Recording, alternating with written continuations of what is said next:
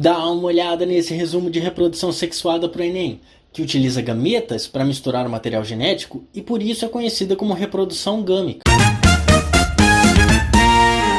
Um gameta é uma célula que contém metade do DNA para formar um ser novo. Esse encontro de gametas é chamado de fecundação, e a grande vantagem desse tipo de reprodução é a troca de genes, que garante variabilidade genética. Lembra que a seleção natural favorece os indivíduos mais aptos, e essa aptidão pode variar dependendo do ambiente. E como o ambiente está em constante mudança, quem é mais apto hoje pode não ser mais apto amanhã quando o ambiente mudar. Com relação ao sexo, esses seres podem ser monóicos ou dioicos. Monóico é aquilo que você já conhece como hermafrodita, dois sexos no mesmo indivíduo, como planária, minhoca, caracol, plantas. Dá uma olhada nessa flor aqui. Você pode ver o estame, aparelho reprodutor masculino, e o carpelo, feminino. Dioico tem sexo separado, que é o nosso caso. Os animais monóicos, por terem dois sexos no mesmo indivíduo, podem se autofecundar, ou fazer uma coisa chamada fecundação cruzada, onde a estrutura masculina de um indivíduo fecunda a estrutura feminina do outro, e vice-versa. Dessa forma, os dois indivíduos saem fecundados. Planária faz isso, minhoca faz isso, caracol faz isso. E falando em fecundação, ela pode ser interna,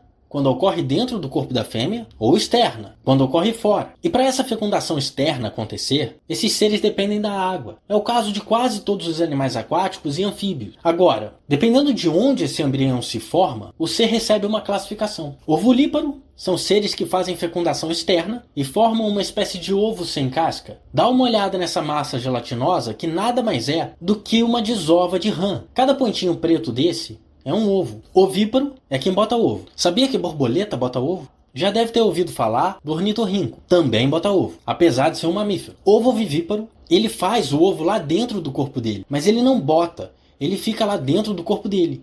O embrião vai se alimentar das reservas nutritivas do ovo, não da mãe. Não tem placenta ali. Quando o filhote nasce, ele sai do ovo ainda dentro do corpo da mãe e logo já sai do corpo da mãe. Serpentes e tubarões fazem isso. Vivíparos é o nosso caso. Se desenvolvem dentro do corpo da mãe. Tem uma placenta que envia os nutrientes e coleta as excretas do feto. Só para te lembrar que a placenta é uma estrutura que vem da mãe e do filho, onde cada um constrói uma parte dela. Bom, vimos que pela definição, a reprodução sexuada é aquela em que há troca de material genético. Agora a gente se depara com uma coisa chamada conjugação, que é um processo de recombinação gênica que alguns autores consideram um tipo de reprodução sexuada. Não há gametas envolvidos nesse caso. É apenas uma troca de material gênico, feita por alguns organismos unicelulares, geralmente bactérias. E apesar desse tipo de indivíduo fazer geralmente reprodução assexuada, por bipartição, tá lembrado? Cisparidade. Alguns fazem essa troca de material gênico. Não vai nascer um novo ser dali. É apenas uma recombinação gênica. Tá curtindo o material?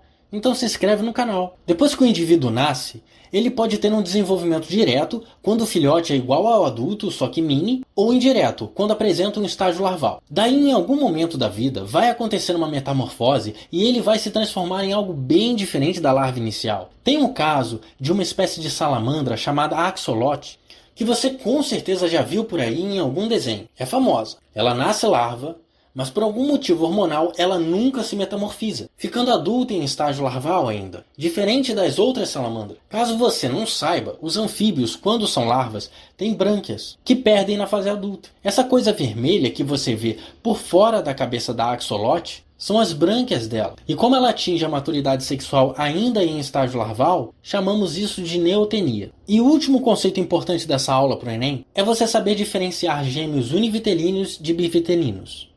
Univitelinos, ou monozigóticos, são aqueles formados por um único óvulo, que por algum motivo que a ciência ainda não descobriu, se divide em dois e gera dois indivíduos com o mesmo DNA. Importante salientar que eles dividem uma mesma placenta. Mas às vezes acontece da fêmea liberar dois óvulos na ovulação, e eles acabam os dois fecundados por dois espermatozoides diferentes, gerando dois indivíduos completamente diferentes, e cada um com sua placenta. Esses são os bivitelinos ou dizigóticos. Vale salientar que nunca dois espermatozoides vão fecundar o mesmo ovócito, porque quando um espermatozoide entra, o óvulo fica impenetrável e não vai entrar nenhum outro. Quer baixar esse material? Links na descrição.